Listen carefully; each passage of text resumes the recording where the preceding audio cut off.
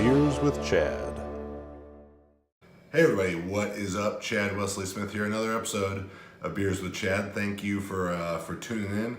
Still nursing a little bit of a cold, and not drinking beer at this while I'm recording this either, because, well, one, it's the middle of the day on a Monday, and two, because I was in Scottsdale over the weekend for my friend Matt's bachelor party. And to be honest, the last thing I would like to do right now is to drink any alcohol. Scottsdale was pretty fun. Hell of a place. It's like a mini condensed Vegas right there by the W where we were staying. It's like two blocks to Las Vegas. So good time.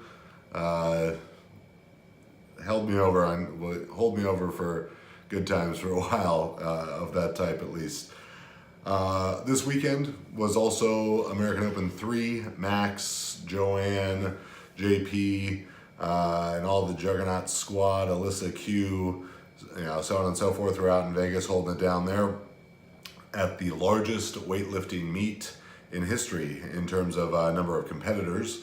About 1,600 lifters from youth all the way up to the masters lifters. I'm not sure exactly what the oldest lifter was, but I wouldn't be surprised if it was something like, 12 years old, 10 years old, all the way up to 70 years old. So very cool for USA weightlifting and just the sport as a whole to have such a great meet out there in Las Vegas. And there was a couple big takeaways for me. I was watching our lifters on the live stream, staying up to date with the results the whole time.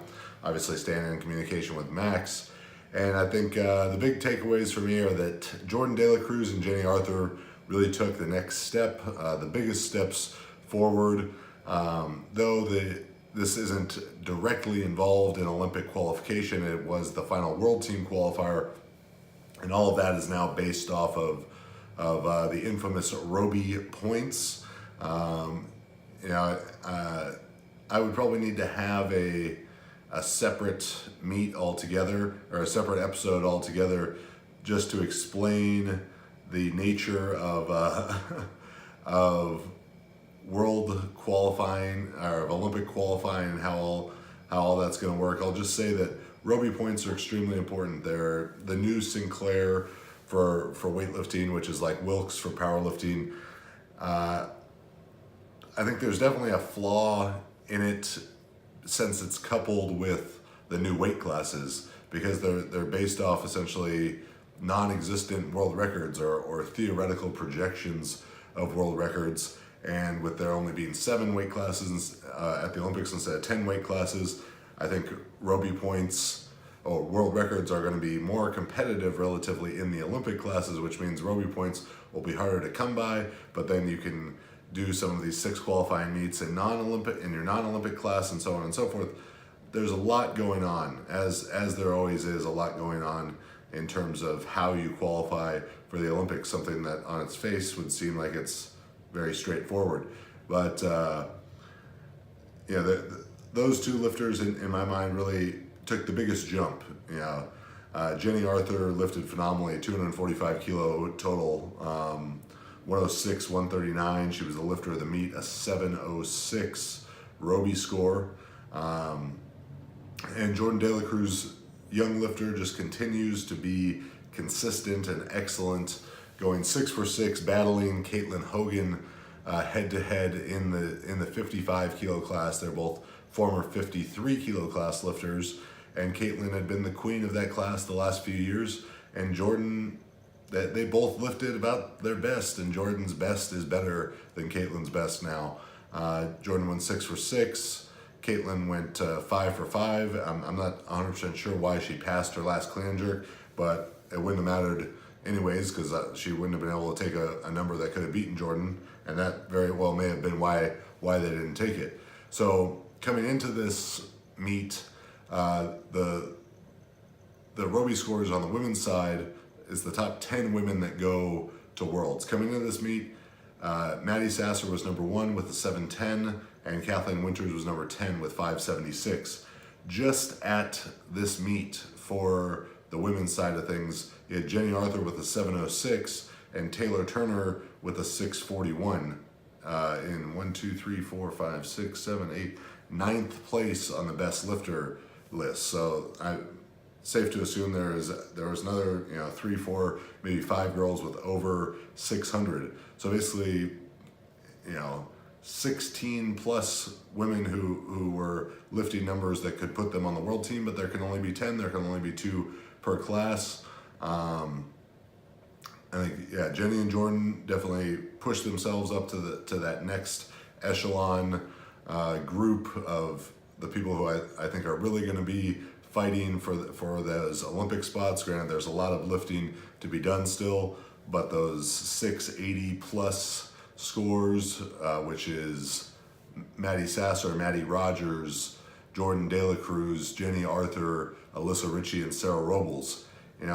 As if you're USA Weightlifting, you're looking at this list and you see Olympic bronze medalist, world champion Sarah Robles, who just broke Cheryl Hayworth's 13-year-old clean and jerk world record, Olympic bronze medalist Cheryl Hayworth's record, and she's 5th on the list.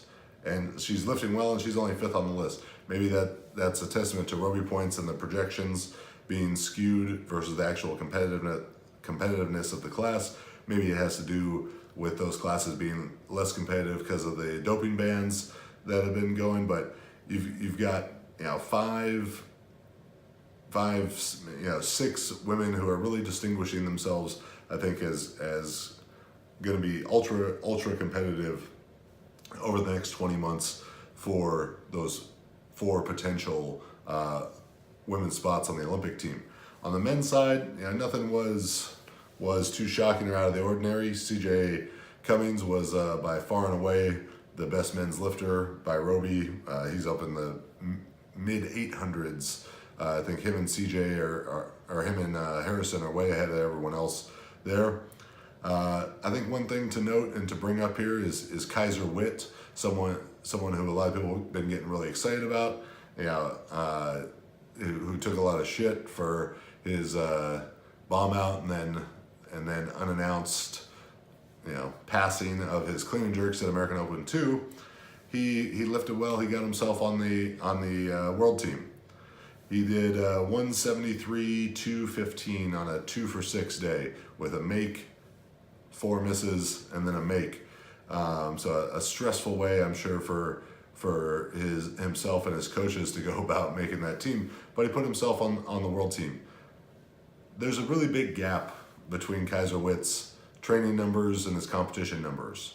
When that happens with a lower weight class lifter who's maybe cutting too high a percentage of their body weight, I think that's an easy place to point. But when you have a guy snatching 190 in training, 173 in competition, you can't blame a weight cut. Maybe it's inexperience, maybe it's nerves, maybe it's something else.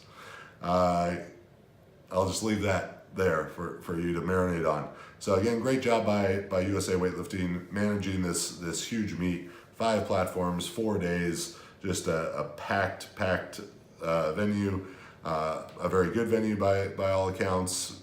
It's in Vegas. People want to show up. They want to go lift, watch some lifting, have fun doing all that. If the AO series is going to continue to be events of 700 plus, 1,000 plus, 1,600 lifters, that's great. And make the AO series about that. Make it about huge numbers and a great event in that regard. I do think though, if that's the plan to do that, then they need to start moving nationals, USAW nationals, towards a more elite model. Not having D and E sessions there, probably just having 1, maybe 2 sessions for each weight class. I think adopting a bit of the USA track and field qualifying model for nationals and Olympic trials would be effective. And the way that they go about that is they have a provisional and automatic qualifying numbers and a field size. So let's say for the shot put, my former event, that the automatic qualifier in the shot put would be 19.5 meters, the provisional qualifier would be 19 meters, and the field size would be 24 athletes. If you had, 12 athletes throw over 19.5, they're in for sure. And then the next 12 athletes who are over 19, the provisional qualifier, would get in as well. If there was 30 athletes over the provisional qualifier, you'd still only take the top 12, and that's who's in it. If you had 25 athletes throw the automatic qualifier, then you'd have 25 athletes in. That would be a pretty rare situation. But I think doing something like that, setting a higher standard for the nationals qualifying, getting smaller sessions where those top athletes can be showcased a bit more, where the warm-up room and the training hall aren't so hectic, would be a good direction for USAW, and maybe a way to attract some bigger sponsors for potential TV or bigger live streaming effort. Though they have a great live streaming effort now. I mean bigger in sense of commercials, interviews with the athletes.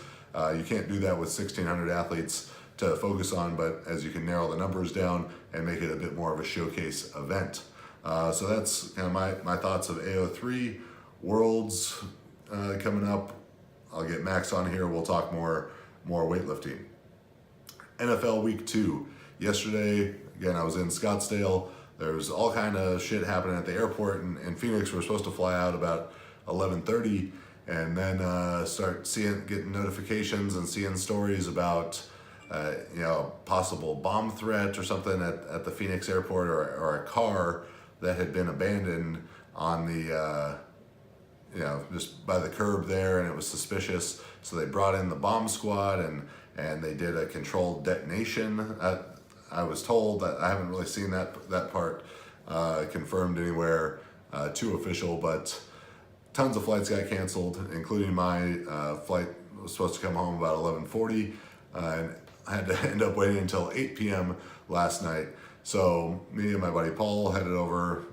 It did leave us plenty of time to watch football yesterday with our 8-hour delay. So even the bars in Scottsdale, 1:30 on a Sunday afternoon, they have the games on. They had DJs going off. It was a little much, but at least got to see some good football games. My big takeaways from week 2 are that the Rams and the Chiefs are much better than all the other teams. The Rams offense is creative. It is just methodical. Jared Goff played very well, though he did miss a couple throws, including one wide open, would have been touchdown throw to Robert Woods. Todd Gurley just gets yards. You put the ball in his hands on catching the ball out of the backfield, running the ball, little shovel passes, all the creative stuff that Sean McVay does. And even when it's 1 or 2 yard gains, he's, looks like plays that are going to go for a loss. He just finds a way to get yards, to add yards on to the end of every touch that he has. Really phenomenal player. Plenty of weapons all over the place. Defensive line look good. Granted, the Cardinals are not a very good team, but they have some good offensive linemen. Aaron Donald was abusing Mike Iupati in that game, who's a multi-time Pro Bowler. So exciting to see what the hometown Rams here are doing. The Chiefs, Patrick Mahomes is fantastic. I mean, I'm sure, people everywhere are overreacting to how he's playing, but how could you not? 10 touchdowns. The man's on pace to throw 90 touchdowns. Now, he's not going to throw 90 touchdowns, but he is on pace to throw 90 touchdowns through 2 games. And it looked like he could have even thrown more. Very similar to the Rams offense, tons of weapons, tons of creativity, great running back, gadget guys, multiple gadget guys, and Tyreek Hill and DeAnthony Thomas. Kelsey is a monster. Sammy Watkins was fantastic yesterday. They just have a lot of ways that they can spread the ball around, that they can stretch the field horizontally and vertically, and are doing a phenomenal job. And Patrick Mahomes looks like the greatest thing that's ever come to the NFL.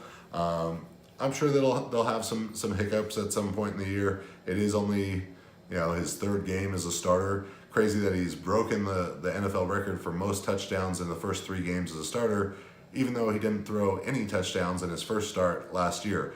So the record was previously 8. He's thrown 10 in 2 games, but really 10 over his first 3 games as a starter. So pretty remarkable there.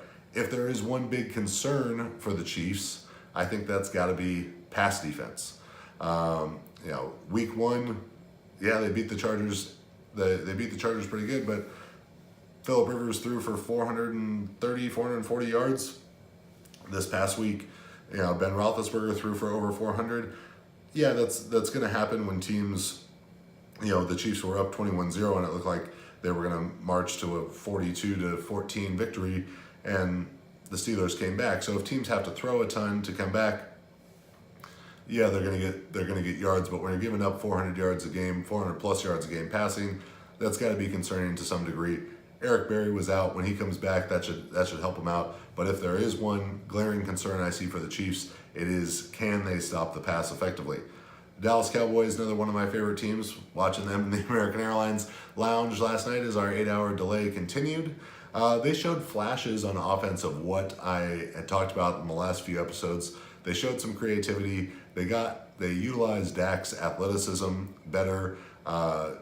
People say that they stretched the field vertically because of one huge pass to Tavon Austin. Yes, he threw the ball down the field a bit more, and I thought he threw the ball well, especially on some longer outs and longer comeback routes. Showed some good arm strength, but they started utilizing Tavon, utilizing Cole Beasley in more creative ways, getting Dak moving on design runs, on bootlegs, on rollouts, moving in the direction of what they need to be doing.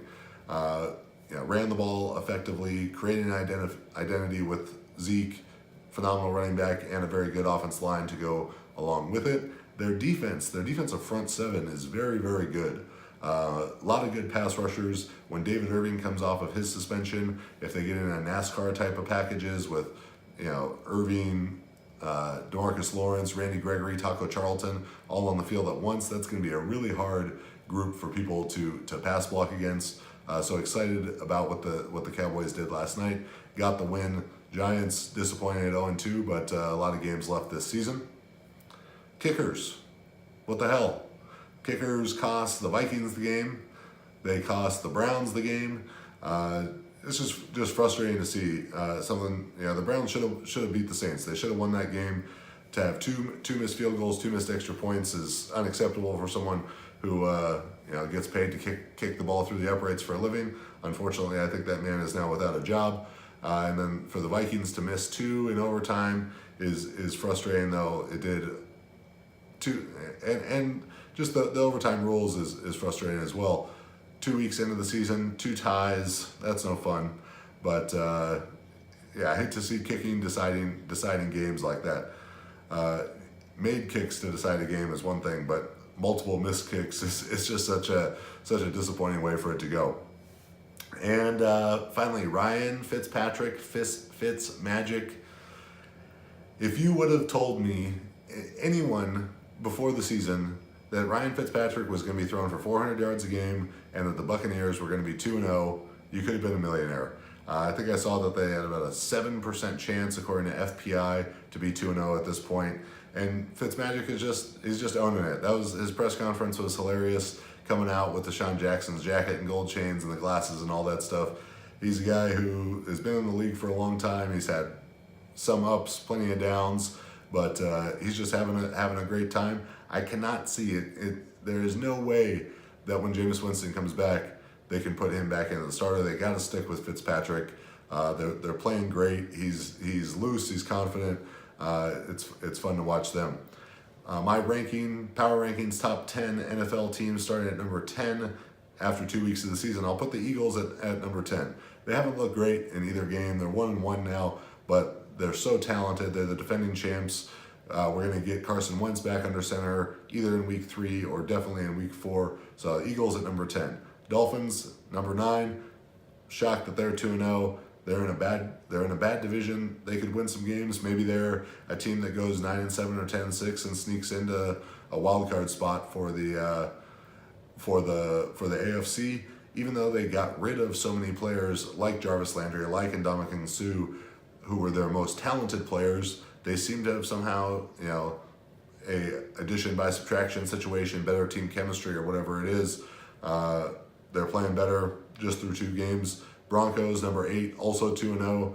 Case Keenum, he is what he is. He's not going to light it up, but he can do enough good things. And they have a very good defense. They have very good corners with very excellent pass rushers in Von Miller and Nick Chubb. And when you have that combination of guys who can cover man-to-man, which allows you to blitz and put pressure, or you can just put pressure with 4 and drop 7. To have that flexibility in the defense is a big thing. Patriots, number 7, they got whooped pretty good by the Jags. That was not a good Patriots, not a good game for the Patriots, but they still are the Patriots. They're Tom Brady and Bill Belichick and Gronk and all that stuff. So Patriots, number 7. Bengals, number 6. Bengals are 2-0. Talented players, both sides of the ball. Yeah, AJ Green, good running backs. Dalton, solid player. Marvin Jones, and then on the defense, Geno Atkins, Carlos Dunlap, all those talented defensive linemen and front 7 guys they have. The Bengals have talented players. They've gone to the playoffs a lot. They just have never really been able to put it together. They beat a good Ravens team and beat them pretty handedly. Number 5, the Vikings, coming off the tie. Vikings are stacked. They have fantastic offensive line, defensive line, just talented wide receivers, defensive backs, linebackers, everything.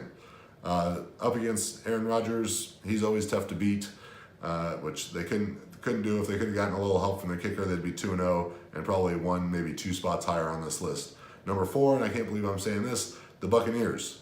Are they going to be the 4th best team in the NFL at the end of the year? No, there's almost zero chance of that, but they've beat 2 good teams so far, and not many other teams can say that.